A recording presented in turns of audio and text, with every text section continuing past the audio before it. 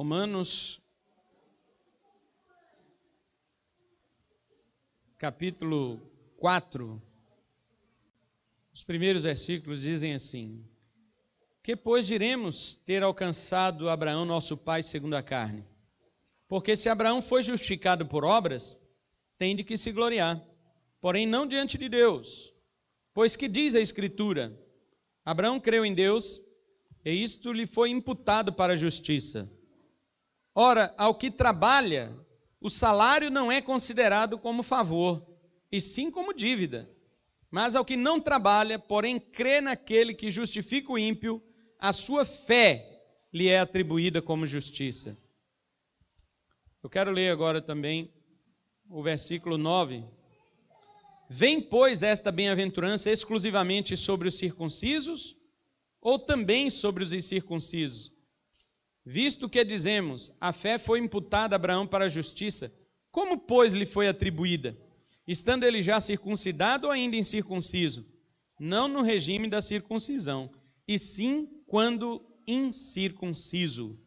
E recebeu o sinal da circuncisão como selo da justiça da fé que teve quando ainda era incircunciso, para vir a ser o pai de todos os que creem, embora não circuncidados, a fim de que lhes fosse imputada a justiça. Amém? Os irmãos podem se assentar. Irmãos, eu quero também, mesmo você assentado, ler Tiago capítulo 2, o versículo 21. Não foi por obras que Abraão, nosso pai, foi justificado quando ofereceu sobre o altar o próprio filho, Isaque? Vês como a fé operava juntamente com as suas obras. Com efeito, foi pelas obras que a fé se consumou. E se cumpriu a escritura que diz: ora, Abraão creu em Deus, e isto lhe foi imputado para a justiça. Amém? Irmãos, nós estamos falando sobre sola fide, que é somente pela fé. A salvação só vem pela fé. A justificação do crente só se dá pela fé, não é pelas suas obras. E nós já vimos quais são os tipos de fé que existem, e vimos também de que maneira Deus dá a fé salvadora para alguém. É quando este alguém ouve a palavra de Deus. Falamos isso semana passada. Hoje nós vamos ver duas coisas para encerrar este tema. Como é que Deus justifica e de que maneira se revela a fé que salva. Nós vamos ver estas duas coisas hoje. Para quem prestou atenção no texto que nós lemos hoje à noite, nos dois textos, o de Romanos e o texto de Tiago, você deve ter percebido uma aparente contradição aqui. Em Romanos, Paulo diz que Abraão não foi justificado por obras. Ele foi justificado porque creu. E ele nem era ainda circuncidado. Para dizer assim, a fé ou a justificação só é dada para aqueles que são herdeiros da promessa de Israel. Não, ele não era ainda circuncidado quando Deus imputou a justiça nele quando ele creu. Ele ainda nem tinha circuncidado. Mas aqui em Tiago nós lemos, no versículo 21, que Abraão foi justificado por suas obras, quando ele ofereceu o próprio filho Isaque sobre o altar. Então, para quem prestou atenção, parece que a Bíblia entrou em contradição agora. Como é que nós vamos falar sobre isto? Nós vamos falar disto depois. Primeiro, nós vamos ver como Deus justifica o ímpio. E depois nós vamos ver que a fé que justifica o ímpio, ela não é uma fé solitária, ela não é uma fé sem obras. Mas não é por obras que Deus justifica, e sim pela fé unicamente. Vejamos primeiro então como Deus justifica. Para nós compreendermos de que maneira Deus justifica, nós precisamos fazer uma relação entre o pecador e a lei de Deus. Nós precisamos fazer esta relação. Primeira coisa, se o homem pudesse cumprir a vontade de Deus, a lei não precisaria ser dada. Para que a lei onde todas as pessoas fazem o bem naturalmente? Para que lei num país, ou vamos falar de uma cidade. Para que lei numa cidade onde todo mundo é bom? Para que polícia numa cidade onde todo mundo é bom? Os irmãos lembram quando a polícia do Estado do Espírito Santo fez greve? E aquela greve foi terrível, porque ela se alongou e se agravou. Então os mal estavam todos à solta. Na capital, Vitória, em todas as cidades do Estado do Espírito Santo. Mas os irmãos lembram, nas reportagens, que aconteceu um fenômeno ali naquela cidade. Crianças que nunca tinham pego em arma, começaram a pegar em armas e apontar armas para as pessoas que estavam indo ou voltando do trabalho, indo ou voltando da escola, indo ou voltando da igreja. Crianças que nunca não sabiam nem o que era uma arma, começaram a pegar em armas para apontar para as pessoas e roubar celulares, joias, dinheiro e outras coisas. Pessoas consideradas de bem no estado do Espírito Santo entravam nas lojas que ainda ficavam abertas e roubavam televisores, aparelhos eletrônicos e iam para suas casas. Ninguém podia fazer nada. Uma pessoa que nunca teve passagem pela polícia, nunca teve o seu nome constando na lista da polícia, estava agora praticando crimes porque ele percebeu que havia permissividade da lei. E eu estou falando de uma polícia brasileira. Eu estou falando de uma polícia, de uma lei brasileira frouxa. Eu não estou falando de uma lei que é de fato firme. Veja, a lei frouxa que o nosso país tem já reprime algumas pessoas de fazer o mal. Imagina se a lei fosse mais rígida, reprimia muito mais. Porém, o que eu quero me referir não é à lei, mas quero me referir ao coração do homem. Quando o homem vê a oportunidade de errar sem ser punido, ele vai e erra. Quando o homem percebe uma oportunidade de transgredir sem que isto traga consequência, ele transgride. Porque a maioria das pessoas não tem, na verdade, consciência do dever moral. O que elas têm é medo da punição. Então a minha pergunta continua: para que lei onde naturalmente as pessoas são boas? Veja, eu coloquei aqui essa expressão, naturalmente, porque naturalmente ninguém é bom. Naturalmente nós somos pecadores. O problema do homem com o pecado não é porque o homem peca sem querer, mas é porque ele não pode ficar sem pecar.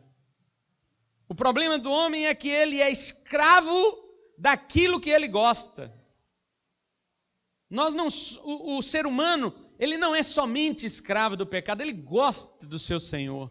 Assim como também você, quando é resgatado por Jesus, você gosta de Jesus.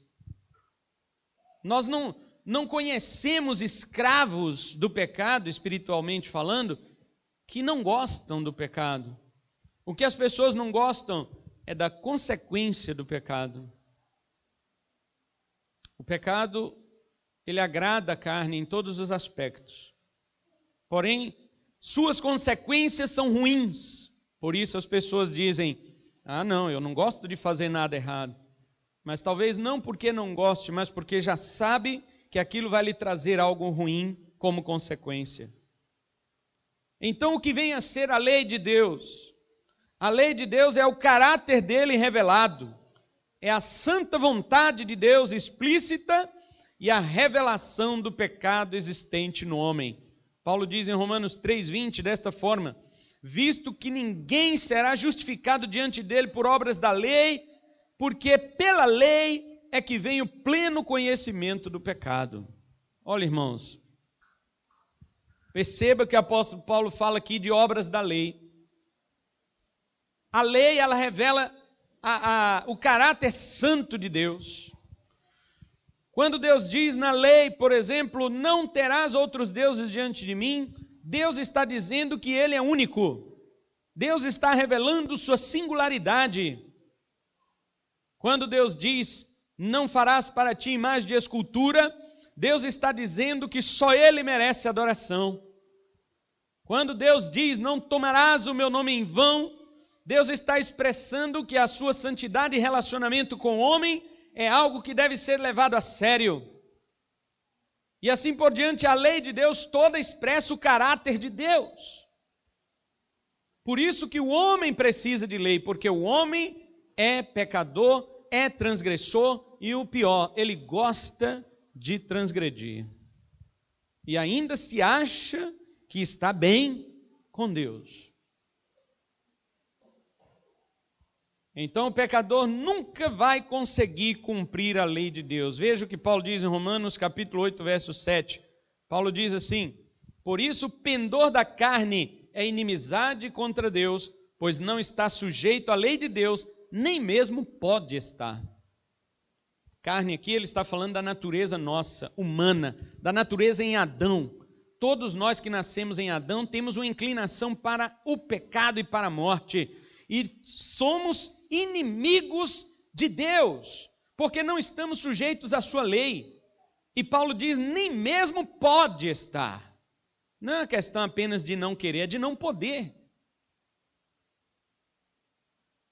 O homem não gosta das coisas de Deus que tiram o homem do seu sossego. Ele não gosta. Ele gosta das coisas de Deus que têm a ver com ele. Mas das coisas que Deus nos chama para uma responsabilidade, o ser humano não gosta. Tanto que eles começam a retalhar Deus. Eles começam a cortar pedaços de Deus. Eles esquartejam Deus. E então eles escolhem uma parte de Deus que eles vão ficar. Eles dizem, eu vou ficar com esta parte, esta parte aqui, Deus é amor, então eu vou ficar com esta parte. Mas aquela parte que Deus ele é justiça, que Ele exige que nós sejamos como Ele, santos, como diz lá, Deus falando, sejam santos porque eu sou santo. Então nós não queremos. Quando Deus diz na sua lei, quando o Senhor diz que honre teu pai e tua mãe, nós não queremos honrar nossos pais. Quando Deus diz na lei dele, não furtarás, nós não queremos. Quando Deus diz na lei dele, não dirás o falso testemunho contra o teu próximo, nós não queremos. Quando Deus diz na lei, não cobiçarás coisa alguma do teu próximo, nós não queremos. Porque ainda que nós não cobiço nada do meu próximo, mas também nós não estamos satisfeitos com aquilo que temos. Então dá na mesma. Porque quem deseja algo que não tem é porque não está satisfeito com o que tem. Então estas coisas revelam que nós estamos completamente em oposição à lei de Deus. Olha bem, a situação ela vai piorando, porque se nós não conseguimos cumprir a vontade de Deus, então só nos resta as ameaças desta lei. E a lei é muito simples na sua ameaça. Ela diz, se a pessoa não viver por isto aqui, morrerá. Não tem muita explicação na lei de Deus para ficar falando aquilo que nós gostaríamos de ouvir. Não existe alguma coisa na lei de Deus assim, olha, se você não viver por isto aqui, eu vou lhe dar 200 milhões de chances, certo? E cada chance que eu te der, eu vou cobrar menos de você. Não existe uma coisa assim. Na lei de Deus, existe uma coisa que diz somente isto, quem não viver por isto morrerá. É por isso que o apóstolo Paulo diz que o salário do pecado é a morte. Porque Deus já tinha estipulado isso quando criou o homem. Quando Deus criou Adão, ele disse, de toda árvore do jardim comerás livremente, mas da árvore do conhecimento do bem e do mal, dela não comerás. Porque no dia em que dela comeres, certamente morrerás. Deus ele não deixou nenhuma dúvida. Deus não colocou aquelas letras miúdas no rodapé desta lei que ele deu para Adão. Deus não colocou asterisco. Simplesmente ele disse, se comer morrerás. Não foi nem se, né? Nem tem se na Bíblia lá. no dia que comer, porque Deus sabia que ele ia comer. No dia que comer, morrerás. Então, meus irmãos, a nossa relação com a lei de Deus é uma relação de medo. Quem não tem medo da lei de Deus, ele não entendeu o que é a lei de Deus. Aliás, ele não entendeu quem é Deus.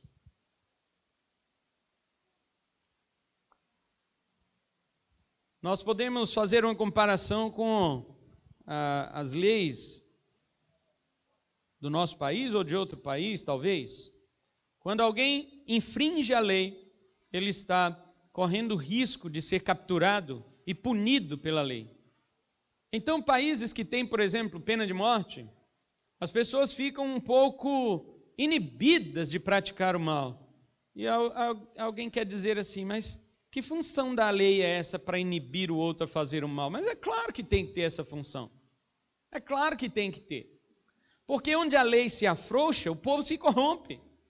Como nós já vimos o exemplo aqui do que aconteceu no nosso país, no estado do Espírito Santo, e isto aconteceria em qualquer lugar. Imagine você, até nós mesmos, crentes, se dissesse a partir de amanhã, não vai ter mais polícia na rua, nem de trânsito, nem de nada. Quem não tem carteira ia sair dirigindo. Agora, se nós fôssemos punidos por isso, a cada instante nós seríamos retidos, nós seríamos inibidos de fazer algo parecido com isto. Nós podíamos, por exemplo, olha, ninguém vai reagir a assaltos. Ninguém mais vai reagir a assaltos. Todo mundo desarmado e ninguém vai reagir a assaltos. E todo mundo tivesse certeza que estava todo mundo desarmado. A gente ia comprar um salgado, um refrigerante, ia comer, tomar e sair sem pagar. A pessoa, vem aqui, eu vou... Não vou pagar. Coisas pequenas, porém que revelam aquilo que está talvez mais perigoso no coração de quem é delinquente. Porque uma pessoa delinquente, ela já não se preocupa mesmo, porque sabe que a lei, ela é frouxa. A lei, ela não tem esta... Mas diante da lei de Deus, não tem conversa. A lei de Deus é muito clara. Se você não fizer isto aqui, morrerá. Então, se o homem pecador pudesse por si mesmo cumprir a lei, então ele não seria pecador, e sim justo. Portanto, ele não precisaria ser justificado. Ele ia ser justificado de quê? De que ele ia ser justificado? Romanos 4:4, Paulo diz, nós lemos, ora, ao que trabalha, o salário não é considerado como favor, e sim como dívida. Ei, você trabalhou o mês inteiro. Se o seu patrão não te pagar, você vai tomar alguma providência para que ele te pague. Por quê? Porque o seu trabalho gerou dívida. Dívida dele para com você. Você trabalha, teu patrão agora se torna endividado a te pagar o teu salário. Da mesma sorte, se você cumprisse a lei, você obrigaria Deus a te justificar. É por isso que a justiça não pode ser dada por obras da lei. Porque se fosse, Deus estaria na obrigação de justificar um homem que cumpre a vontade dele. Aí duas coisas nós cometemos um erro aqui. Primeiro, nenhum homem cumpre a vontade de Deus. Segundo erro, Deus não é obrigado a nada com ninguém. Os irmãos estão percebendo qual a nossa relação com a lei de Deus? Para você entender como Deus justifica, você precisa primeiro admitir qual é a sua relação com a lei de Deus. Agora sim, fizemos a relação do homem com a lei de Deus. Agora vamos entender por que a justificação tem que ser pela fé e não pelas obras da lei. Se Deus aplicasse a sua justiça por mérito, então todos teriam de ser condenados, porque todos pecaram.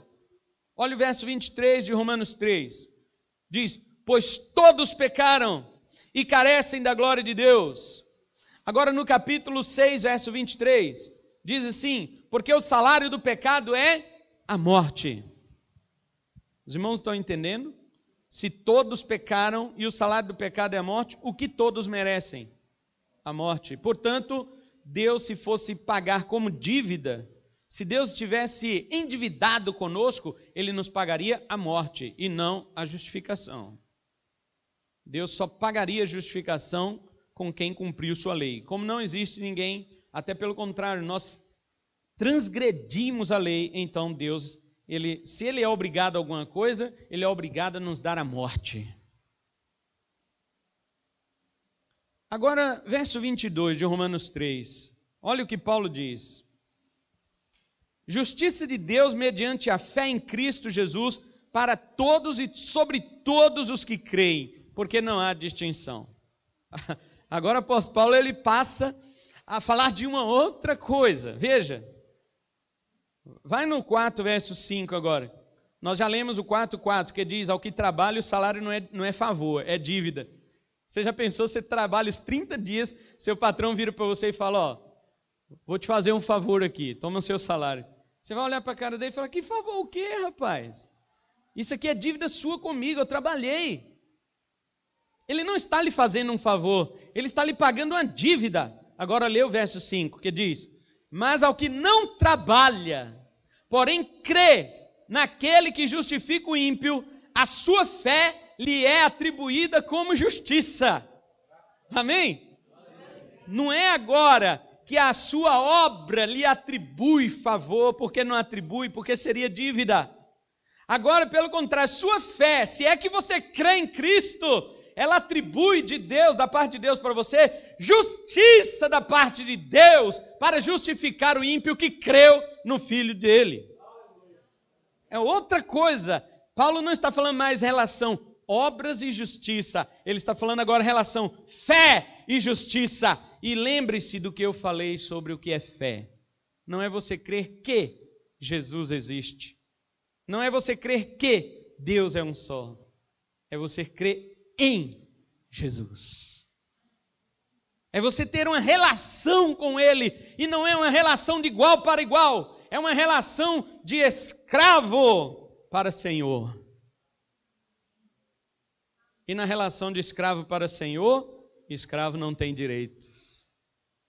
Na relação de escravo para Senhor, existe um contrato, que neste contrato só existe cláusulas para eu obedecer. Não existe meu ponto de vista neste contrato. Não existe minha posição. O que eu acho não existe nesse contrato. Veja bem, todas as alianças que Deus fez no Antigo Testamento eram chamadas de alianças de suzeranos para com vassalos. Os suzeranos eram reis que estabeleciam, certo? Estabeleciam um pacto com os seus vassalos, e no pacto que ele estabelecia só havia obrigações dos vassalos, não havia nenhuma obrigação do rei. Era chamada de aliança unilateral, porque não importava para o rei o que seu vassalo pensava. Não importa para Deus o que eu acho, o que você acha, importa para Deus o que está na sua palavra, importa para Deus o que Ele falou. Portanto, nossa relação de aliança com Deus é relação de que Deus coloca as coisas no contrato e nós só temos uma parte nisso: obedecer. Não existe opinião. Não existe no contrato eu dizer assim, Deus, deixa um espaço em branco aí, pelo menos um parágrafo que eu vou colocar a minha opinião. Não existe. Todas as coisas são de Deus para que nós cumpramos. Então, quando a gente olha para aquilo lá, e você acha que Deus coloca coisas no contrato que são fáceis de fazer? Deus coloca no contrato coisas impossíveis de fazer. Por isso que alguém diz assim, não é fácil ser crente. E eu digo, nem é difícil, é impossível. Ser crente só é possível se Deus nos trouxer. Caso contrário, nós vamos olhar para as cláusulas de Deus e falar, isso não dá para fazer.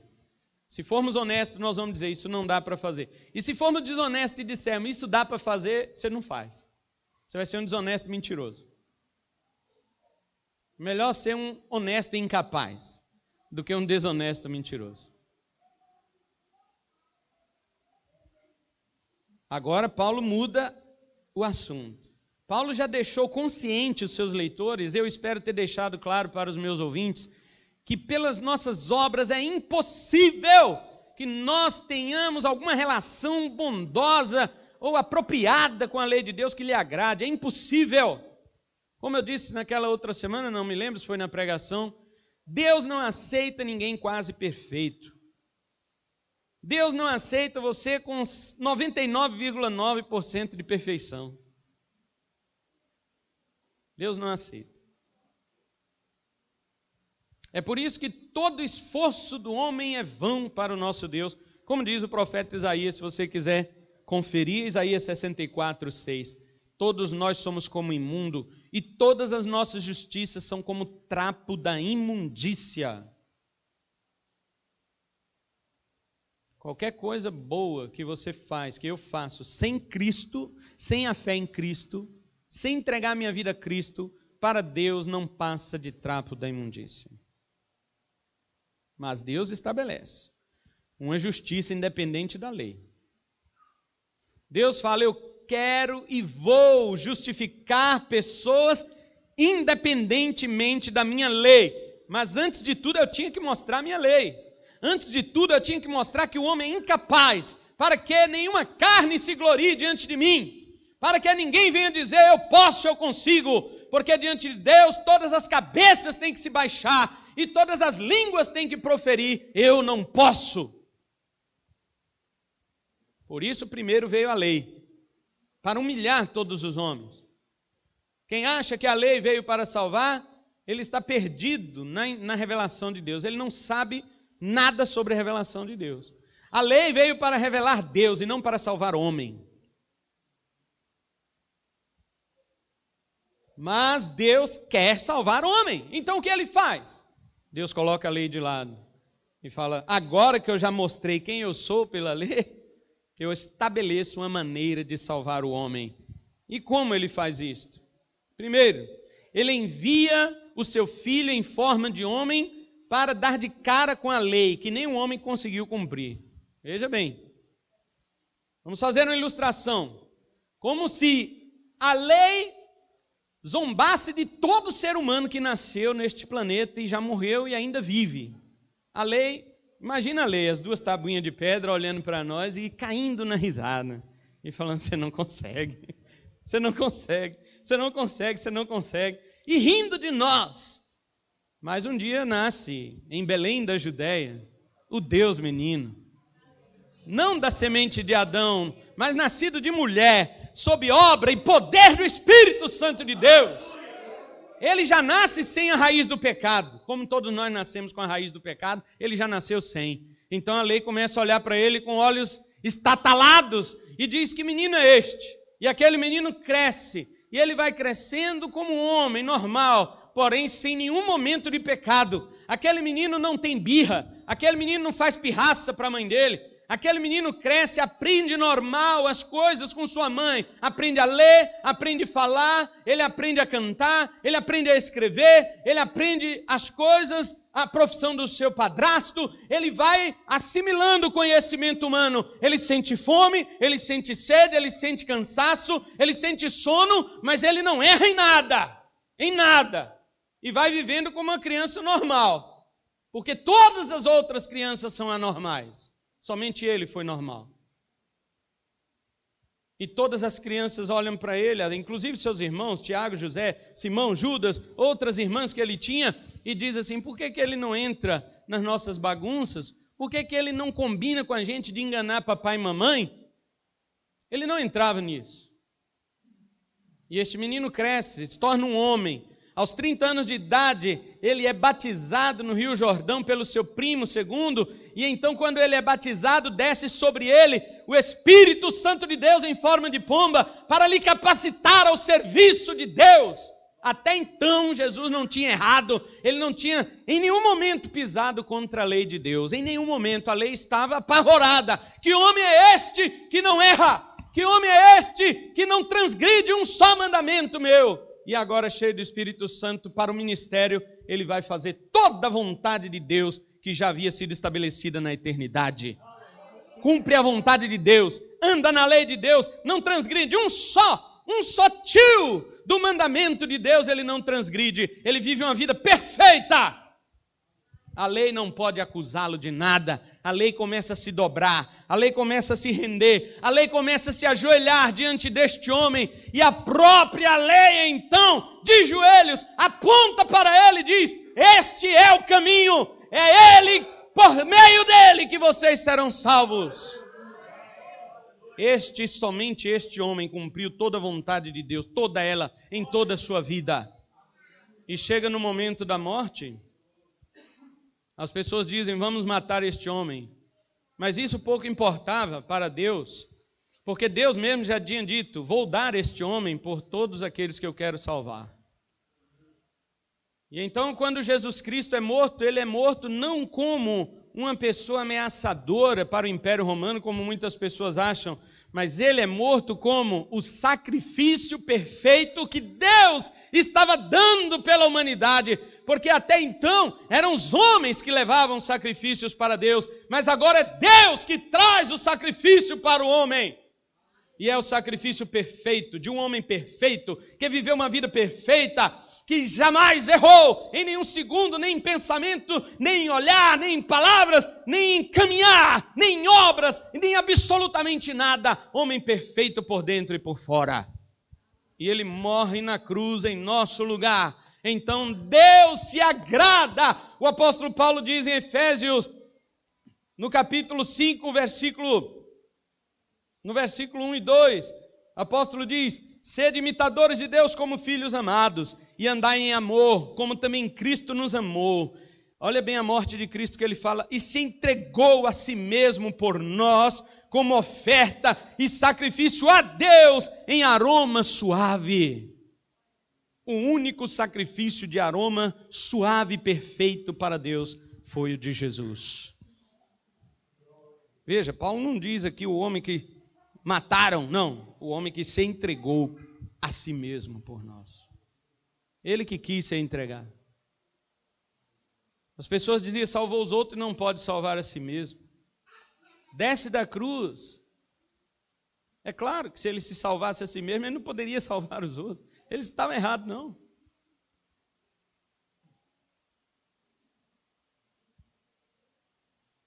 A lei, irmãos, quando viu Jesus morrer sem pecado, ela explodiu. Imagina essas duas tábuas de pedra do mandamento. Explodiu, virou pó. A lei virou pó. A lei disse e assumiu com muita propriedade, eu não preciso mais existir, porque enfim apareceu um homem que me cumpriu 100%. Já não tem mais utilidade nenhuma a lei. Mas como Deus quer salvar, como Deus é amor e quer salvar, Ele diz assim, meu filho, esquece a lei, você não dá conta. Creia naquele que cumpriu a lei. Faça isso. Se você crê naquele que cumpriu a lei, eu te darei a justiça dele. Se você confiar naquele que viveu minha vontade perfeita, sem tropeçar, eu te darei a justiça dele. Se um escravo pudesse comprar sua liberdade, ele não precisaria de outro senhor para comprá-lo. Os irmãos sabem como era feita a transação de escravos naquela época? O escravo pertencia a um determinado senhor, chegava um outro senhor e dizia, eu te dou tanto nesse escravo. O escravo não dizia, ei, está muito barato. Ele não falava, ele não dava opinião. Simplesmente ele deixava de ser daquele senhor para pertencer ao outro que lhe havia comprado. Ninguém dá opinião. Nenhum escravo dava opinião. E dizer assim, olha, você está me comprando por R$500, mas eu acho que eu tenho mais valor do que isto. O escravo tinha que ficar quieto. Se o escravo pudesse comprar sua liberdade, ele não precisaria de outro senhor. Assim também nós, se nós pudéssemos pagar pela nossa libertação do pecado, Cristo não precisaria ter morrido por nós. Por que Cristo ia morrer por nós se eu pudesse pagar pelos meus próprios pecados? A morte de Cristo não é uma parcela do pagamento e as nossas obras a outra parcela. A morte de Cristo é o pagamento total. É por isso que tem que ser pela fé naquilo que Ele realizou e não confiar naquilo que nós realizamos. Se você acha que Deus vai lhe aceitar por aquilo de bom que você faz, Então você está dizendo, Cristo com sua morte pagou uma parcela e eu com a minha bondade eu pago a outra parcela. Você não é sócio de Jesus na salvação. Ninguém é sócio de Jesus na salvação. Ou ele te salva completamente, ou ele não é teu salvador de forma nenhuma. Uma vez estava falando de Jesus para uma pessoa que me respondeu assim, não, eu primeiro vou deixar as coisas erradas que eu faço para então depois eu ser crente. E eu disse para esta pessoa, então você não precisa de Jesus, porque Ele é Salvador, você está se salvando a si mesmo, então você não precisa do Salvador. Ele é libertador e você está se libertando a si mesmo, então você não precisa do libertador. Se você primeiro vai deixar todas as coisas erradas que você faz para depois vir a Cristo, apenas deixe todas as coisas erradas, não precisa vir a Cristo. Deixe todas as coisas erradas e não precisa vir a Cristo.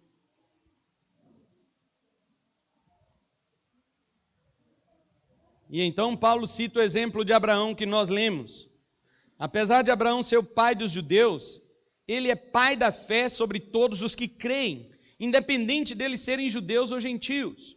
Mas por quê? Paulo explica. Porque quando Abraão foi justificado, ele ainda não era circuncidado, nós lemos isso. Circuncisão aqui representa a lei. Se ele foi justificado antes de circuncidar, então os incircuncisos, isto é, os gentios, também podem ser justificados sem as obras da lei. Se Abraão fosse justificado porque circuncidou, então sim, Deus nos justificaria porque nós somos bons. Mas quando Deus justificou Abraão, ele nem tinha circuncidado, ou seja, Abraão nem tinha uma aliança com Deus, e Deus já tinha justificado ele. Isto quer dizer que Deus, ao nos justificar, ele não precisa da lei para fazer isso. Apenas a graça de Deus fará isto. E Paulo diz também no verso 16, em Romanos 4,16, que a justificação tem que ser pela fé para que seja por graça. Veja bem o que ele diz. Ele diz, essa é a razão por que provém da fé, para que seja segundo a graça. Bem, se Deus justifica alguém por mérito, então não é graça. Não é presente, é recompensa, é salário. Então torna-se obrigação de Deus. Assim, se não for pela fé somente, anula-se a graça de Deus. Você não pode dizer assim, Deus, de fato eu creio no teu filho, mas eu também sou bom. Você não pode dizer as duas coisas. Se você crê no Filho de Deus, você se compare com ele. Você viu o exemplo que eu dei de como Jesus andou toda a sua vida? Em algum momento ele pecou? Em algum momento ele transgrediu a lei de Deus? Absolutamente. Então compare você com Cristo. Não fique se comparando com outras pessoas. Geralmente nós nos comparamos com os sociopatas. Nós dizemos assim, não, eu não sou um estuprador, eu não sou um assassino, eu sou bom porque eu nunca roubei ninguém. Nós nos comparamos com a escória da sociedade e nos consideramos bons. E de fato, se a comparação fosse só esta, realmente você seria bom. Mas diante de Deus a comparação tem que ser feita entre você e Cristo, não entre você e um ladrão. A comparação tem que ser feita entre você e Jesus, não entre você e um assassino. Agora vamos esquecer os sociopatas e vamos daqui para lá. Eu sou bom em vista deles, mas agora eu em vista de Jesus. O que Jesus iria dizer? Vamos colocar os homens todos numa montanha, só para dar um exemplo. Todos os seres humanos numa montanha. Considerando o pé da montanha, a escala mais baixa do pior lixo da sociedade. Os assassinos, os estupradores, os ladrões, enfim, todos os que vocês conseguirem pensar como os piores pecadores estão no pé da montanha. No meio da montanha estão os mais ou menos, né? Estão os políticos, aliás, os políticos estão lá embaixo também. Vamos considerar que no meio da montanha estão os mais ou menos. Então é um cara que uma hora ele ele vai para uma farrinha, né, enche a cara um pouquinho, mas não faz mal para ninguém. E lá no topo da montanha está os santão. Não, os corintianos estão lá no fim, está abaixo dos que eu falei. No topo da montanha estão aqueles que não fazem nada de errado aos seus olhos, certo? Ok, classificamos aqui então os seres humanos. Agora vamos colocar onde que Jesus está. Jesus está no céu. O homem do topo da montanha pode pular o quanto ele quiser, que ele nunca vai alcançar o céu. O mais santo dentre os homens da montanha podem pular, podem saltar, podem colocar molas nos pés, podem fazer todo tipo de viagem que for, de avião, de foguete, de naves espaciais, de ultrassonar, jamais poderão atingir o homem perfeito que é Jesus. E agora? Você ainda se acha bom? Mas Deus quer salvar. Então Deus, ele tira todo o mérito e fala assim, nessa montanha aí, não importa se você está no topo, se você está no pé, o que importa é apenas uma coisa, você crê no meu filho, este que você pulou e nunca alcançou? Você crê nele, apenas isto? Você admite que não pode? Você admite que errou? Você admite que é errado?